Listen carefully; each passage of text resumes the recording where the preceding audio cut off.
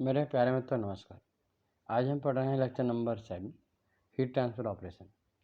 आज का टॉपिक है हम पढ़ेंगे थर्मल कंडक्टिविटी यानी के बारे में, और जो आज हम पढ़ेंगे उसकी यूनिट क्या होती है, उसकी डेफिनेशन क्या है, फिर इंसुलेटर क्या होते हैं, कितने प्रकार के ब्रिक्स हैं जिनका यूज हम करते हैं जब हम हाई टेम्परेचर को हैंडल कर रहे होते हैं, और कुछ अदर्स पॉइंट। ठीक है, तो आइए देखते हैं पहला पॉइंट।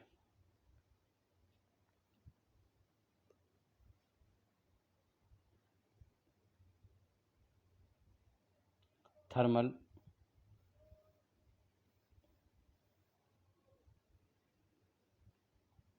कंडक्टिविटी मतलब के। थर्मल कंडक्टिविटी क्या है, उसकी यूनिट क्या है, इसको डिफाइन करने के लिए हम लोग क्या करते हैं, फोरियर्स लॉ का यूज करते हैं। Fourier first law and Fourier second law. हम जब बात कर रहे हैं unsteady state heat transfer operation की, unsteady state heat transfer operation का क्या मतलब है,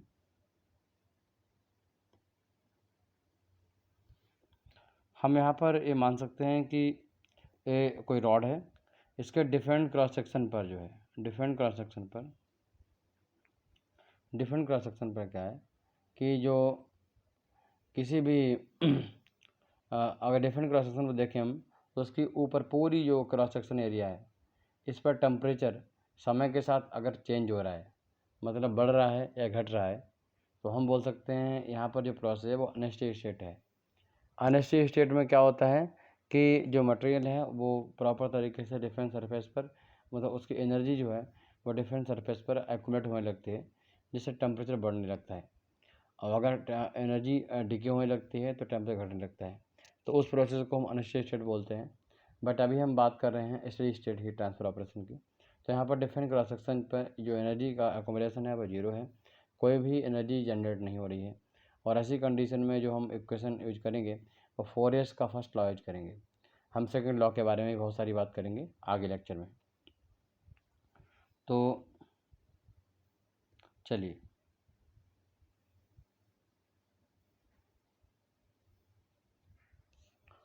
तो हम बात कर रहे हैं थर्मल कंडक्टिविटी की।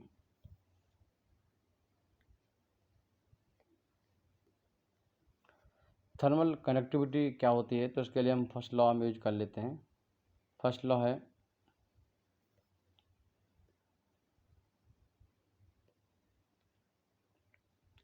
D q equals to minus k a d t upon d x. ठीक, यहाँ पर हमें के की यूनिट फाइंड आउट करनी है। हमने बात की थी ए जो है डी क्यू है वो क्या है एक्चुअली, जो हमारा हीट ट्रांसफ़र रेट है, तो इसकी heat transfer joule upon second, मतलब इसकी यूनिट हो गई वाट। और अभी हम माइनस हटा देते हैं, के को ऐसे रहने दो, ए क्यू हो गई मीटर स्क्वायर, और D t upon d x की जो होगी केल्विन अपॉन मीटर। तो मीटर से मीटर कैंसिल हो जाएगा, तो यहाँ से जो है जो यूनिट निकल के आएगी के की, मैं अभी इसको फ़िलहाल ऐसे दिखाता हूँ। तो जो के है हमारा मीटर इंटू केल्विन। ठीक, तो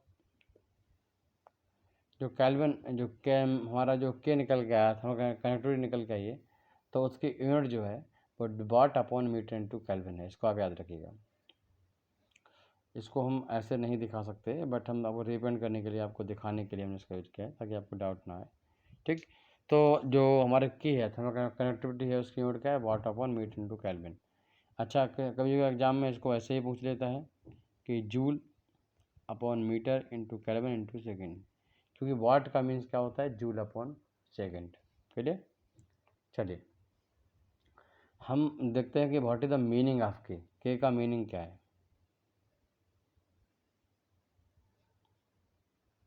मान लेते हैं कि हमारी इक्वेशन है के a d t upon d x. ठीक, तो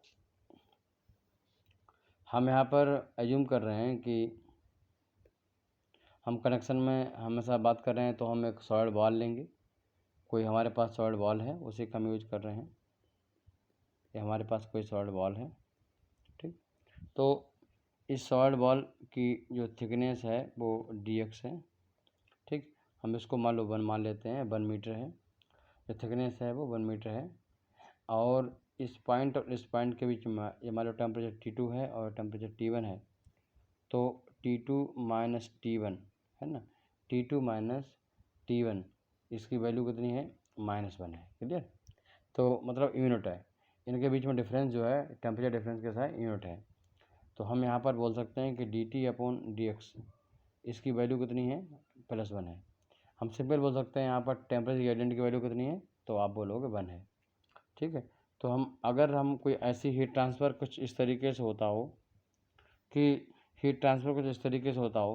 कि यहाँ पर टेम्परेचर ग्रेडियंट जो है dt/dx की वैल्यू 1 हो, ठीक, और जिस सरफेस एरिया से होता हो, मान लो इस सरफेस एरिया से हो रहा हो, इसके साइड में सरफेस एरिया जो है वो हमारा एरिया की वैल्यू कितनी है, 1 मीटर स्क्वायर हो। ठीक, एरिया कितना हो, 1 मीटर स्क्वायर हो।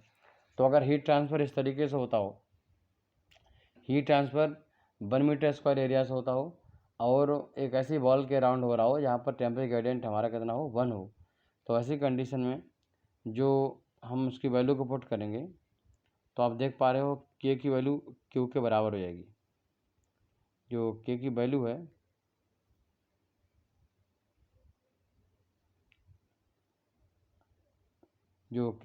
है वो क्या है, क्यू के बराबर है। ठीक, तो हम इसको आगे देखते हैं। तो जो के है वो क्यू के बराबर हो जाता है यहाँ से। तो हम अब यहाँ पर इसका मतलब हमसे बोल रहा है कि जो के क्या है, तो आंसर है के क्यू है, मतलब हीट ट्रांसफ़र रेट है। ठीक है, तो इसका मतलब आप बोलोगे कि अगर हीट ट्रांसफ़र जो हो रहा हो वो पर यूनिट एरिया से हो रहा हो, पर यूनिट एरिया मतलब heat transfer per unit area के परपेंडिकुलर हो रहा हो, और ऐसी जगह पर हो रहा हो जहाँ पर टेम्परेचर ग्रेडियंट जो है वो हमारा 1 हो, यूनिट टेम्परेचर ग्रेडियंट हो, तो ऐसी कंडीशन जो हीट ट्रांसफ़र रेट होता है उसको हम के कहते हैं, थर्मोकंडक्टिविटी कहते हैं। इसका मतलब है के डायरेक्टली हमें क्यू के बारे में बता रहा है। इसका मतलब अगर हीट ट्रांसफ़र रेट ज़्यादा है तो इसका मतलब के ज़्यादा है, मतलब के ज़्यादा होगा तो हीट ट्रांसफ़र रेट ज़्यादा होगा। यहाँ पर मतलब सिंपल समझो, अगर किसी भी मेटल का, किसी भी सॉलिड बॉडी का अगर हमारा के ज़्यादा है, इसका मतलब क्या है, वहाँ पर हीट ट्रांसफ़र रेट ज़्यादा मिलेगा। हीट ट्रांसफ़र रेट के बारे में बात करें तो इसका मतलब किसी भी टाइम में जो टोटल एनर्जी का अमाउंट है वो ज़्यादा ट्रांसफ़र हो जाएगा किसी सरफेस से, यानी dx थिकनेस में। आप इसको इस तरीके से बोल सकते हो कि अगर हम कहीं पर हमारे पास कोई स्लेब है या फिर कोई सॉलिड बॉल है जिसकी थिकनेस 1 मीटर है और इनके दोनों सरफेस के बीच में जो टेम्परेचर डिफरेंस है वो यूनिट है। ठीक, तो 1 सेकंड में आप सारी वैल्यू को 1 कर दो, 1 सेकंड में जो एनर्जी का अमाउंट ट्रांसफ़र होता है 1 सेकंड में पर यूनिट टाइम में जो एनर्जी का अमाउंट ट्रांसफ़र होता है उसी को हम के कहते हैं। तो यहाँ पर सीधा मतलब है कि हम बात कर रहे हैं कि how much energy, amount of energy transfer from one surface to another surface. तो डायरेक्टली हम के का मतलब हम समझें तो ये एनर्जी के बारे में बताता है, और ये बताना चाहता है कि 1 सेकंड में कितना एनर्जी ट्रांसफ़र होता है, मतलब एनर्जी ये बताना चाह रहा है कि एनर्जी जो है हीट एनर्जी जो है वो कितनी तेज़ी से हीट ट्रांसफ़र हो रही है।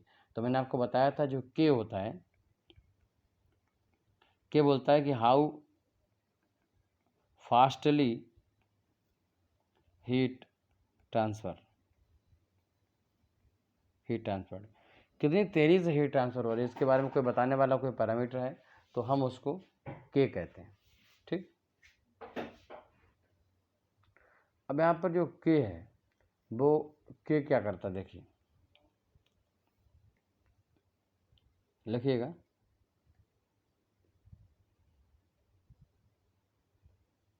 देखो के इज हाई फॉर क्रिस्टल।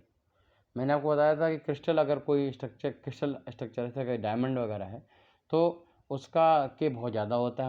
हम देखा था कल जो उसमें मैंने बताया था कि 2100 उसका होता है।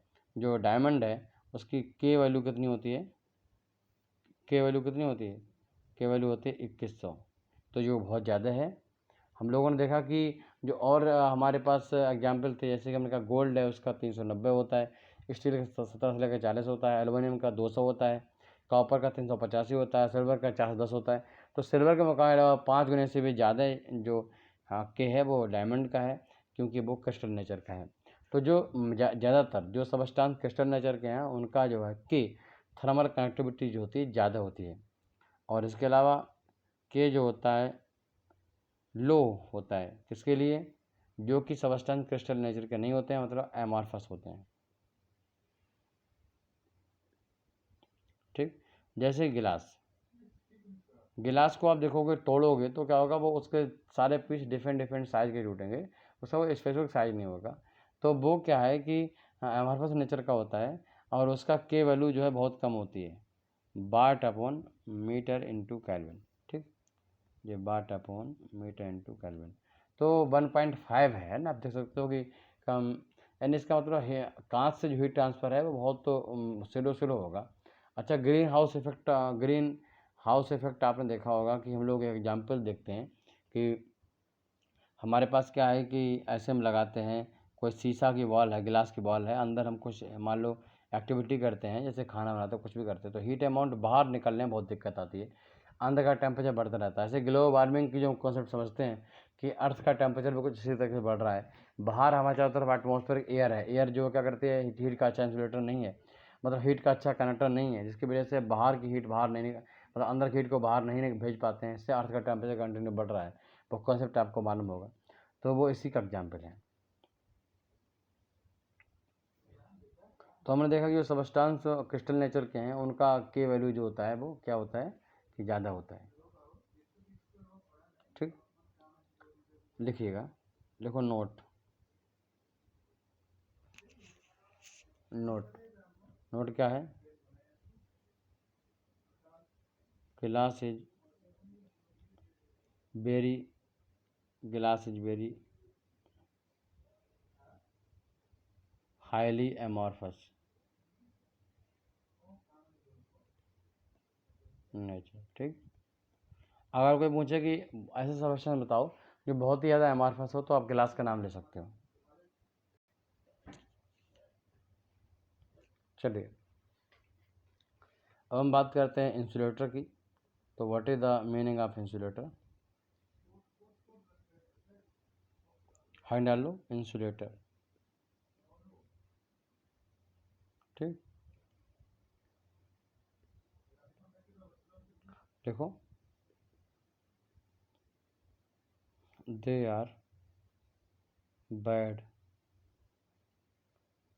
Conductor of heat. ठीक, तो वो सबस्टांस जिनसे हीट जो है आर पार नहीं हो पाती है, होती है तो ना के बराबर रेट में होती है, मतलब बहुत कम हीट ट्रांसफ़र होती है, तो ऐसे सबस्टांस को हम इंसुलेटर कहते हैं। एक्चुअली इंसुलेटर से ना तो हीट ट्रांसफ़र होती है और ना ही इलेक्ट्रिसिटी ट्रांसफ़र होती है, तो दोनों के लिए जो, हाँ, तो इन एग्जाम्पल के बारे में बात करें तो देखो एग्जाम्पल,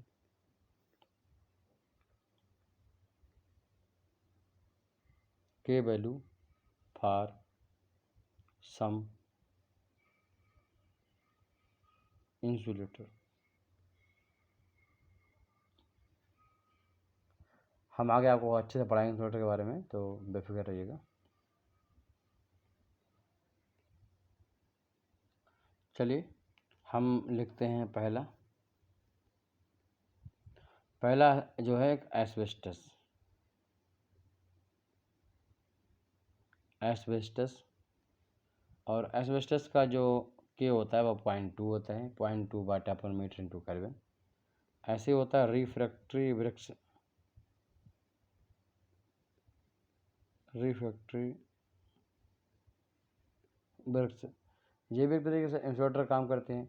इनका हम यूज़ तब करते हैं जब मुझे कहीं पर हम हाई हीट वाला काम कर रहे हैं, जैसे मान लो कोई फर्नेस है, हम वहाँ पर हाई टेम्परेचर मेंटेन करे हुए हैं, हम चाहते हैं कि अंदर का टेम्परेचर 1000 है, बाहर का टेम्परेचर एटमॉस्फेयर टेम्परेचर है, बाहर का टेम्परेचर वर्किंग टेम्परेचर है जहाँ पर हम लोग काम करते हैं, तो वो दोनों अलग अलग रहें, तो उसके लिए अंदर वाली हीट बाहर नहीं आए, तो उसके लिए हम इस प्रकार की ईंट का यूज करते हैं जहाँ से हीट बाहर ना के बराबर आती है। तो रिफ्रैक्टरी वृक्ष, और जिनका जो के वैल्यू होती है 1 होती है, 1, ठीक, के 1 होती है वाट पर मीटर इंटू केल्विन। दूसरा होता है गिलास वुड, तो गिलास वुड 0.075 गिलास वुड का जो के वैल्यू होती है वो बहुत ज़्यादा कम होती है, इसलिए इंडस्ट्री में से काफ़ी ज़्यादा यूज़ करते हैं। जो हमारी पाइपलाइंस होती हैं उनके ऊपर लगाते हैं ताकि हीट का लॉस हमारा मिनिमम हो। फिर अब आजकल पॉलीयूरेथेन और इसके मिक्सचर वगैरह आते हैं। पॉलीयूरेथेन जिसका जो है 10⁻⁻6 वाट/मीटर/केल्विन, इसमें जो है हमारा यानी माइक्रोन्स में जो इसकी के की वैल्यू होती है नहीं बहुत कम होती है, क्योंकि काफ़ी महंगा होता है। तो ये इंसुलेटर हैं। हम लोग कह सकते हैं इंसुलेटर क्या होते हैं, तो आप बोलोगे ऐसे सबस्टेंस जिनसे हीट पास नहीं होती है, जो हीट के बैड कंडक्टर हैं, मतलब हीट के कंडक्टर नहीं हैं, तो ऐसे मटेरियल को हम इंसुलेटर कहते हैं और इनकी के वैल्यू काफ़ी कम होती है। जैसे एस्बेस्टस की 0.2, रिफ्रैक्टिव ब्रिक्स की 1, ग्लास वूल की 0.075 और पॉलीयूरेथेन की 10⁻⁻6। ठीक, ये होती है। अगला टॉपिक हम पढ़ते हैं यूज्ड ब्रिक्स। उससे पहले हम आपको कुछ प्रकार के इंसुलेटर दिखाते हैं, इंसुलेशन कैसा लगता है वो दिखाते हैं। आप देख पा रहे हो सामने फिगर जो है वो एस्बेस्टस का है। ये एस्बेस्टस हीट इंसुलेशन मटेरियल है और इससे हम इंसुलेशन करते हैं। ग्लास वूल का फिगर आपके सामने है। इस प्रकार का जो येलो कलर का जो इंसुलेशन होता है, गद्दी टाइप का, ये इंसुलेशन जो है ग्लास वूल होता है। इस टाइप का दिखता है, आप देख सकते हो। आप इंडस्ट्री में जाओगे तो ऐसा आपको दिखाई देगा। ये ग्लास वूल है। इंडस्ट्री में आपको ऐसा मिलेगा। इस प्रकार का अगर इंसुलेशन मिलता है, एक तरीके से ईंटें होती हैं, ब्रिक होती हैं, वो ब्रिक अगर इस टाइप की हैं तो समझ जाओ ये हमारी रिफ्रैक्टिव ब्रिक्स हैं, जो कि फर्नेस की बॉल वगैरह बनाने के लिए यूज की जाती हैं। आप देख सकते हो कि वो कभी ऐसी दिखाई देंगी आपको, इस टाइप का स्ट्रक्चर उनका होता है, वो ऐसी दिखाई देंगी आपको। तो फिर आपको वो ऐसी दिखाई देंगी। तो ये सारे स्ट्रक्चर जो हैं वो रिफ्रैक्टिव ब्रिक्स के हैं। आइए हम और देख। पॉलीयूरेथेन जो हमारा इंसुलेटर है वो कुछ इस प्रकार का दिखता है। आप उसको देख सकते हो, समझ सकते हो, है ना। जी ऐसा दिखाई देता है। इसको आप देख सकते हो। अगर हम इसको और हम एम्फेसाइज करेंगे तो इसको माइक्रोस्कोप व्यू से देखेंगे तो नॉर्मल व्यू इसका इस तरीके से रहता है। मैग्नीफाइड व्यू हम अगर लेंस से देखेंगे तो ऐसा दिखाई देता है, और माइक्रोस्कोप व्यू में देखेंगे तो ऐसा दिखाई देता है। तो ये काफ़ी महंगा होता है और ये बहुत उच्च क्वालिटी का है, क्योंकि इसके के वैल्यू जो है बहुत ही कम होती है। देखो ये आपकी बर्फ़ी जैसे दिखाई दे, कतरी जैसे दिखाई देता है। ये इस टाइप सा भी है। इसका नाम थर्मल चाइना making thermal insulation polyurethane insulation है। तो इस टाइप का जो इंसुलेशन होता है तो आपने देखा। तो आइए हम देखते हैं कुछ ब्रिक्स जो इंडस्ट्री में यूज की जाती हैं। तो हम लोग पढ़ रहे थे इंसुलेटर के बारे में, अब हम पढ़ते हैं ब्रिक्स के बारे में।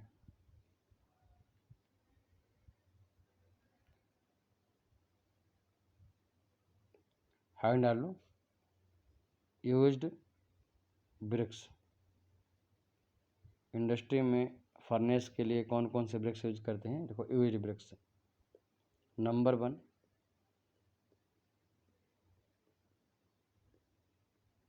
रिफ्रैक्टरी ब्रिक्स, इसके आगे लिखो। नंबर 2 इंसुलेटिंग ब्रिक्स, अभी लिखवाता हूँ, insulating BRICS.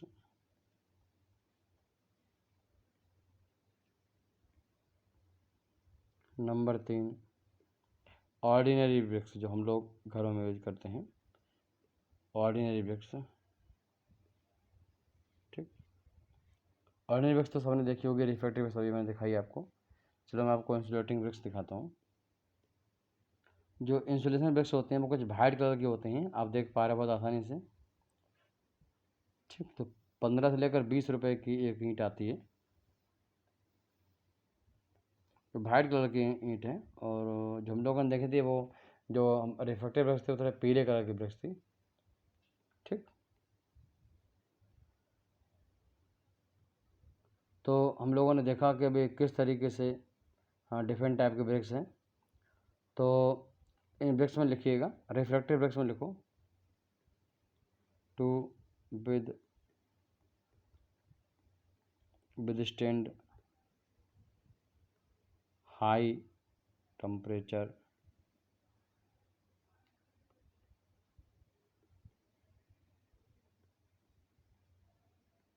proof from fire। Insulating break use करते हैं to reduce heat transfer rate. अगर हमें हीट ट्रांसफर रेट को डिक्रीज करना है तो हम लोग क्या करते हैं, इस इंसुलेटिंग ब्रेक का यूज करते हैं। और हमें बहुत हाई टेम्परेचर को विदस्टैंड करना है, मतलब हमारा सिस्टम डैमेज ना हो और बाहर के बॉल्स टूटे ना, उनमें कोई क्रैक ना आए, ठीक। और इस तरीके से हम प्रूफ रहे हैं हाई टेम्परेचर पर, तो उसके लिए हम लोग रिफ्रैक्टिव ब्रश का यूज करते हैं फॉर गिविंग स्ट्रक्चर। फिर हमें बाहर से आराम सौंदर्यीकरण करना चाहते हैं, हम वो बड़े करके बना दें, फिर उसमें प्लास्टर कर दें, वो सब कुछ भी करना चाहें तो उसके लिए हम लोग नॉर्मल ईंट यूज करते हैं जो कि सस्ती होती है। अभी इस समय एवरेज एक ईंट 5 रुपये की मिलती है हमें ऑर्डिनरी ब्रिक्स से, 5 रुपये की, 6 रुपये की। और इंसुलेटिंग ब्रश की कीमत मैंने आपको बताई 25 रुपये और 15 रुपये एक ईंट मिलती है, वाइट कलर की होती है। और रिफ्रैक्टरी ईंट अप्रॉक्स इसी कीमत की होती है, पीले कलर की होती है ना। तो ये आपने देखा। चलिए अब हम थोड़ा सा देखते हैं अरेंजमेंट की, पहले कौन सी ईंट लगाते हैं, बाद में कौन सी लगाते हैं।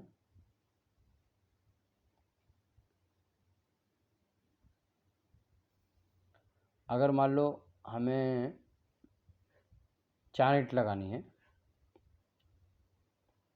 ठीक।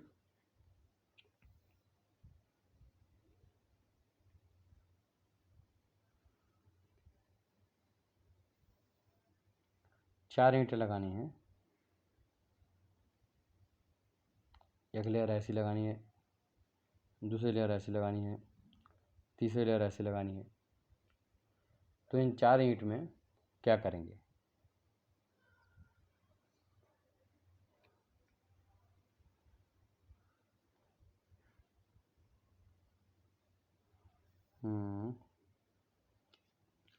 चार नहीं लगानी है मुझे एक एक ही लगानी है, ठीक। मुझे क्या करना है, 3 लगानी है। मान लो इसमें इस तरफ हमने इधर हमारा क्या है कि फर्नेस है, आग जली हुई है, और ऐसा करना है, ठीक। चलो भाई बात बढ़ गई फिर। तो यहाँ पर आग जली हुई है, पीले कलर से दिखा रहा हूँ जी, आग जली हुई है, ठीक। जो आग जली होगी उसके जस्ट पहले एक ईंट लगाएंगे, जो कि हम हाई टेम्परेचर को प्रूफ करने के लिए लगाएंगे और हाई टेम्परेचर को बियर करने के लिए लगाएंगे। तो पहली जो लेयर होगी वो होगी किसकी होगी, वो वाली लेयर रिफ्रैक्टिव ब्रश होगी। रिफ्रैक्टिव ब्रश कैसे होती है, ऐसे पीले कलर की होती है, ठीक। और दूसरी लेयर जो होगी वो इंसुलेटिंग लेयर की होगी। तो इंसुलेटिंग लेयर कैसा होता है, सफ़ेद कलर की होती है। तो हमने ये सफ़ेद कलर की इंसुलेटिंग लेयर लगा दी। और तीसरी जो होती है वो रेड कलर की होती है, जो कि ऑर्डिनरी होती है। तो हमने जी लास्ट में, जो कि हमारे बिल्कुल पास में होगी, यहाँ पर कोई वर्कर काम कर सकता है, इस तरीके से बाहर काम कर सकता है। ये फर्नेस है, तो ये देखो, ये फर्नेस फायर है। ये है जो नंबर 1, नंबर 2 और नंबर 3, मतलब बाहर वाला। जो नंबर 1 है वो रिफ्रैक्टरी ब्रिक्स है, और नंबर 2 पे इंसुलेशन ब्रिक्स है, और नंबर 3 पे ऑर्डिनरी ब्रिक्स है।